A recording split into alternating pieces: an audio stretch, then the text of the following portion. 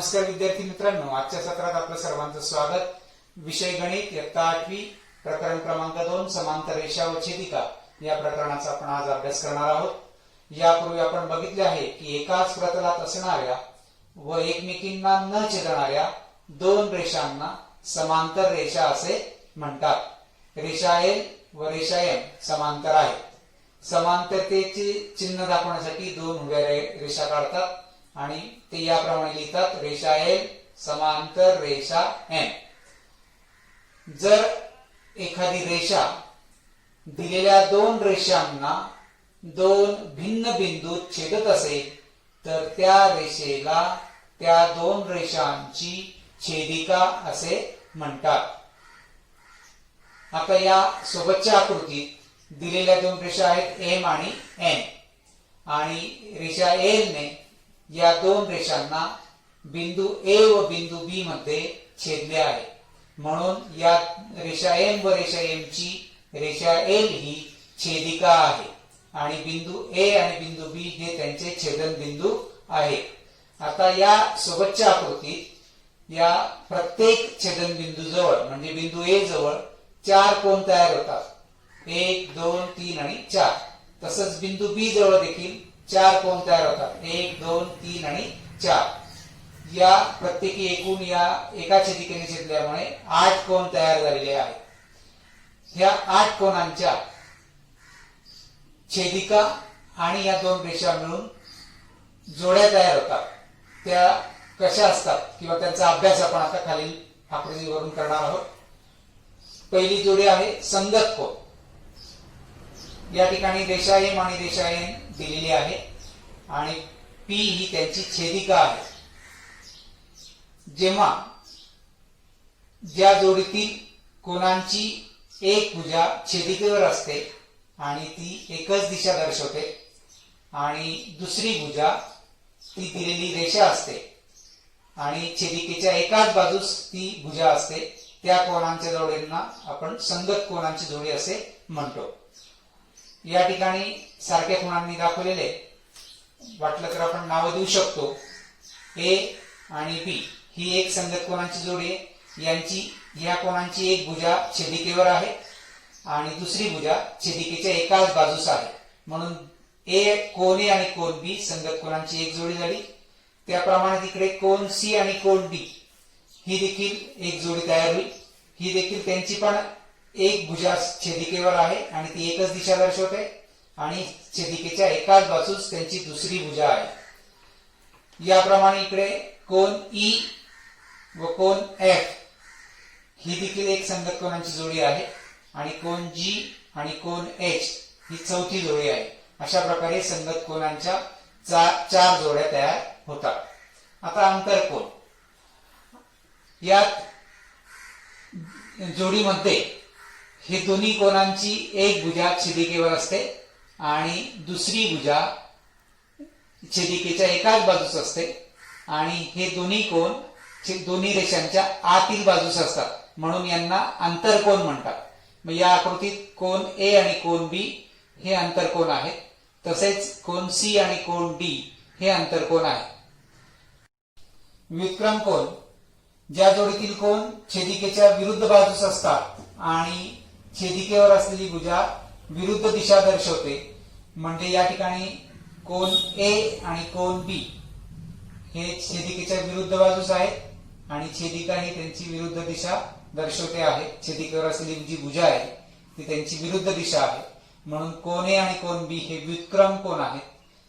त्याचप्रमाणे कोन सी आणि कोन डी हे देखील व्युत्क्रम कोन आहेत। आता हे जे दोन जोड्यांनी दाखवल्या ए आणि बी, सी आणि डी हे दोन रेषांच्या आतील बाजूस आहेत, म्हणून यांना आंतरव्युत्क्रम कोन असे म्हणतात। म्हणून आंतरव्युत्क्रम कोनांची दोन जोड्या तयार होतात, कोन ए व कोन बी आणि कोन सी व कोन डी। आता या आकृतीत बघूया, कोन ए आणि कोन बी छेदिकेच्या विरुद्ध बाजूस आहेत, म्हणून ही बाह्य व्युत्क्रम कोनांची एक जोडी झाली आणि हे रेषांच्या बाहेरील कोन आहे। कोन सी आणि कोन डी ही दुसरी बाह्य व्युत्क्रम कोनांची दुसरी जोडी आहे। अशा प्रकारे आंतरव्युत्क्रम कोनांच्या दोन जोड्या आणि बाह्य व्युत्क्रम कोनांच्या 2 जोड्या, अशा एकूण 4 व्युत्क्रम कोनांच्या जोड्या तयार होतात. पण संगत कोन, आंतरकोन आणि व्युत्क्रम कोन यांच्या जोड्या कशा लक्षात ठेवायच्या त्याची सोपी पद्धत बघूया. यासोबतच्या आकृतीत रेषा एम आणि रेषा एन समांतर आहेत आणि पी ही त्यांची छेदिका आहे. या छेदिकेमुळे A B C D E F G H असे 8 कोन तयार झालेले आहेत. यातील संगत कोनांच्या जोड्या कोणत्या ते आपण बघूया. रेषा एम आणि रेषा एनचे वरचे आणि छेदिकेच्या डाव्या बाजूस असणारे कोन कोणते बघूया. कोन ए आणि कोन सी.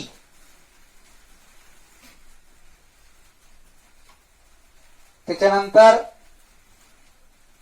एक छेदिकेच्या एकाच बाजूस आणि रेषेच्या खालचे कोन म्हणजे बी आणि या रेषेचा खालचा डी म्हणून कोन बी व कोन डी. त्यानंतर आता छेदिकेच्या उजव्या बाजूस असणारे आणि रेषेच्या वरचे मगाशी सांगितल्याप्रमाणे कोन ई आणि कोन जी.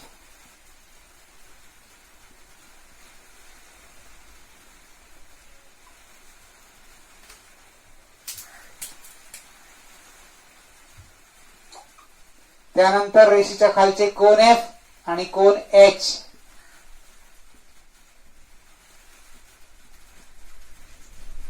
आता आंतरकोन. आंतरकोनामध्ये दोघं रेषांच्या आतील बाजूस आणि छेदिकेच्या एकाच अंगास असणारे कोन.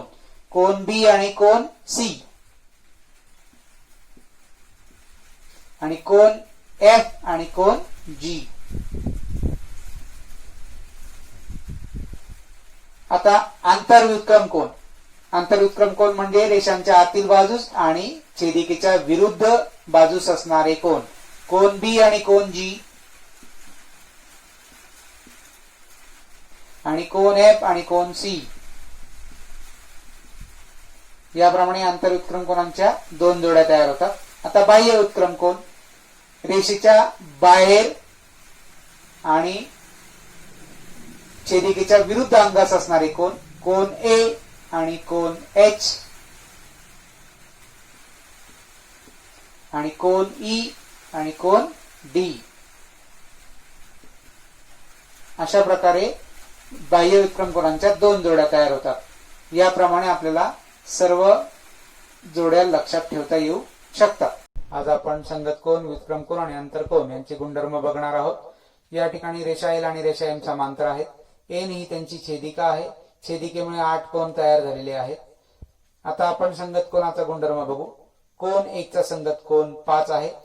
कोन 1 मी या ठिकाणी कापतो आणि तो कापलेला भाग मी कोन 5 वर ठेवतो.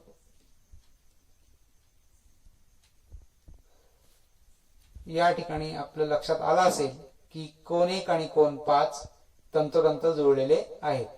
यावरून गुणधर्म तयार होतो की 2 समांतर रेषांना छेदिकेने छेदले असता तयार होणारे संगत कोन एकरूप असतात. आता आपण आंतरव्युत्क्रम कोन यांचे गुणधर्म बघू. या ठिकाणी मी कोन 1 चा विरुद्ध कोन 4 आहे. जर आपण असं ठेवलं तर आपल्या लक्षात येईल की विरुद्ध कोन एकरूप असतात. यात कोन 4 आणि कोन 5 आंतरव्युत्क्रम कोन आहेत. आता मी हा कोन 4 चा भाग कोन 5 वर ठेवतो.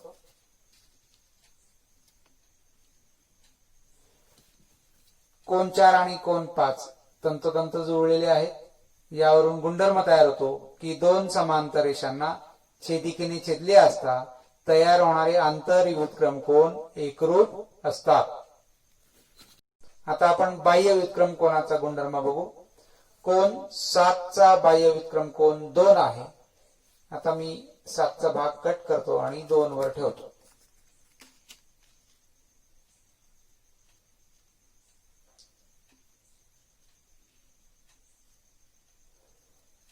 या ठिकाणी कोन 2 आणि कोन 7 तंतोतंत जुळलेले आहेत. यावरून गुणधर्म तयार होतो की 2 समांतर रेषांना छेदिकेने छेदले असता तयार होणारे बाह्य व्युत्क्रम कोन देखील एकरूप असतात. आता आपण आंतरकोनाचा गुणधर्म बघू. मी या ठिकाणी कोन 1 कोन 4 वर ठेवतो आणि कोन 7 कोन 6 वर ठेवतो.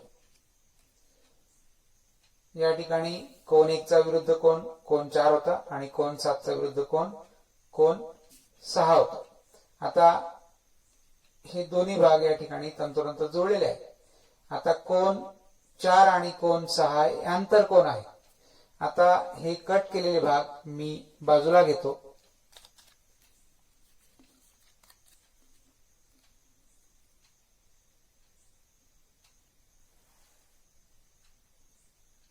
आपल्या असं लक्षात येईल की ते दोन्ही कट केलेले भाग जोडल्यानंतर अर्धवर्तुळ तयार झालेले आहे आणि आपल्याला माहित आहे की अर्धवर्तुळाचे माप 180 अंश असते. यावरून गुणधर्म तयार होतो की दोन समांतर रेषांना एका छेदिकेने छेदले असता तयार होणाऱ्या अंतरकोनांची जोडी पूरक असते. पूरक असणे म्हणजे त्या दोन्ही अंतरकोनांच्या मापांची बेरीज 180 असते. दोन समांतर रेषांना एका छेदिकेने छेदले असता तयार होणारे 8 कोन आपण यापूर्वी पाहिलेले. त्यातील पहिला प्रकार होता संगत कोन. त्याचे गुणधर्म आपण आज पाहणार आहोत. या ठिकाणी रेषा एल आणि रेषा एम समांतर आहेत आणि रेषा एल ही त्यांची छेदिका आहे. या रेषा एन या छेदिकेमुळे तयार होणारे संगत कोन आपण बघूया. कोन ABC आणि कोन BFE हे दोघं संगत कोन आहेत. तर दोन समांतर रेषांना एका छेदिकेमुळे तयार होणारे संगत कोन एकरूप असतात.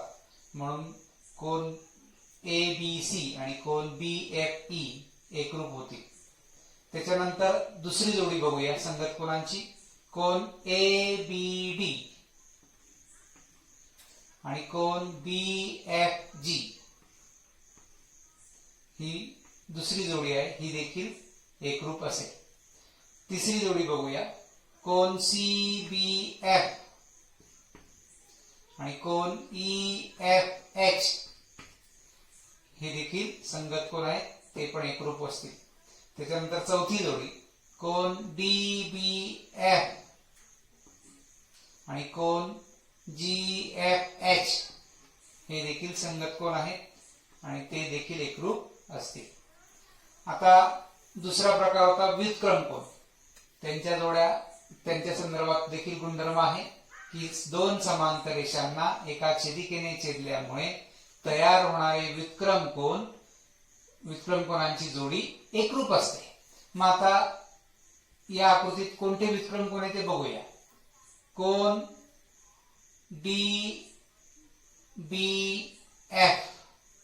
म्हणजे हा आणि कोन EFB. मी आता इथे परत एक खूण करतो म्हणजे आपल्या लक्षात येईल की हे व्युत्क्रम कोनांची जोडी एकरूप आहे. दुसरी जोडी बघूया. CBF आणि कोन GFB ही देखील व्युत्क्रम कोनांची जोडी. ही पण एकरूप असेल. आता जे कोन आपण व्युत्क्रम कोन बघितले ते आंतरव्युत्क्रम कोन आहे.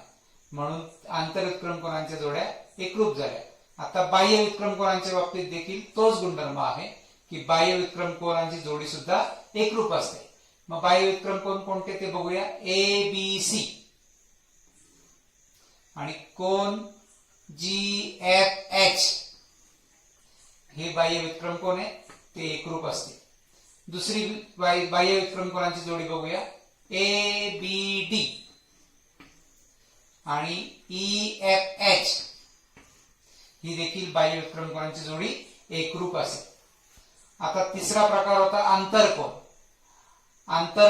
दोन समांतर रेषांना एका छेदिकेने छेदल्यामुळे तयार होणारे जे अंतरकोन आहे ते अंतरकोनांची जोडी पूरक असते. पूरक असणे म्हणजे त्या दोन्ही कोनांच्या मापांची बेरीज 180 असणे. म्हणून या आकृतीत अंतरकोन कोणते ते बघूया. CBF म्हणजे हा कोन आणि कोन EFB म्हणजे हा कोन. या दोन्ही कोनांची बेरीज 180 असेल. म्हणून गुणधर्म तयार होतो की दोन समांतर रेषांना एका छेदिकेमुळे तयार होणारे जे अंतरकोन आहे ते पूरक असतात. दुसरी अंतरकोनांची जोडी बघूया. DBF आणि GFB म्हणजे हा या दोघांची बेरीज देखील 180 असेल. आपण दिलेल्या रेषेला समांतर रेषा काढणे या घटकाचा अभ्यास करूया. आपण एक कृती करूया. यासाठी पहिली रचना आहे दिलेल्या रेषेला रेषेबाहेरील बिंदूतून गुण्याच्या साहाय्याने समांतर रेषा काढणे. आता सर्वप्रथम आपण एक रेषा काढूया.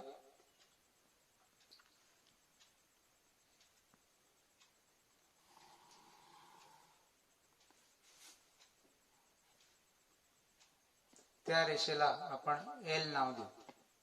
आता रेषेबाहेरील बिंदू म्हणून एक बिंदू आपण रेषेच्या बाहेर घेऊ, त्याला नाव देऊ P. आता आपण या दोन्ही गुणांच्या साहाय्याने या P बिंदूतून रेषा L ला समांतर रेषा काढणार आहोत. आता सर्वप्रथम गुणांची रचना आपण नीट व्यवस्थित बघूया.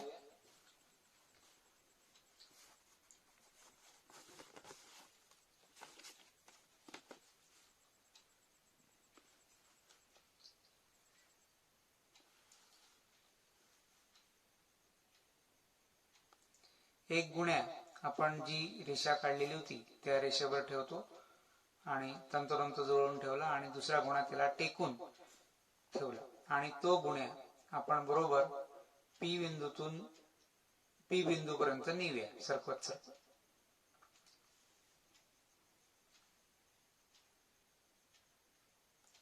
जो आपण रेषा L ला तंतोतंत जुळवून ठेवलेला गुण्या आहे तो हलणार नाही याची काळजी आपण घ्यायची आणि दुसरा गुण्या बरोबर त्याला टेकलेला सरकवत नेऊन त्या P बिंदू जवळ नेऊया आणि P बिंदू पर्यंत नेल्यानंतर आपण त्या P बिंदूतून एक रेषा काढूया.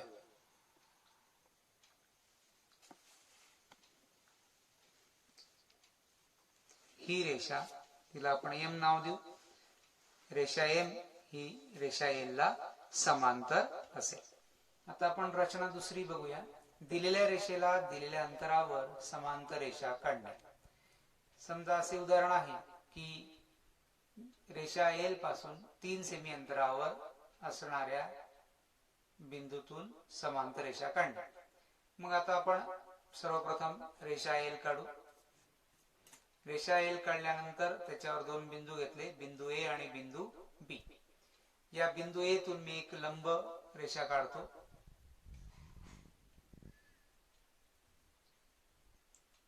या रेषा L वर गुण्या तंतोतंत जुळवून ठेवला आणि बिंदू A मधून मी एक लंब रेषा काढतो.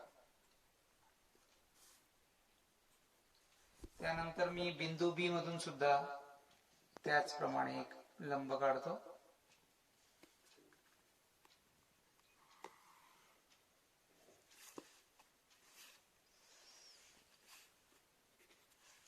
आता आपल्याला L पासून 3 सेमी अंतरावर बिंदू हवाय म्हणून आपण या लंब काढलेल्या रेषेवर 3 सेमी अंतरावर एक एक बिंदू घेऊ. हा एक बिंदू घेतला, याला नाव दिलं P.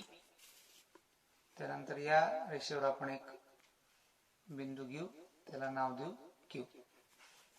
आता बिंदू P आणि Q यांना जोडणारी एक रेषा काढू.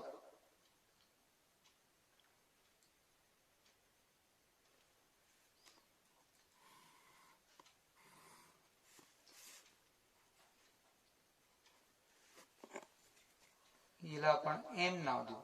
म्हणून या P आणि Q बिंदूतून जी रेषा काढली आहे ती रेषा M ही रेषा L ला समांतर आहे.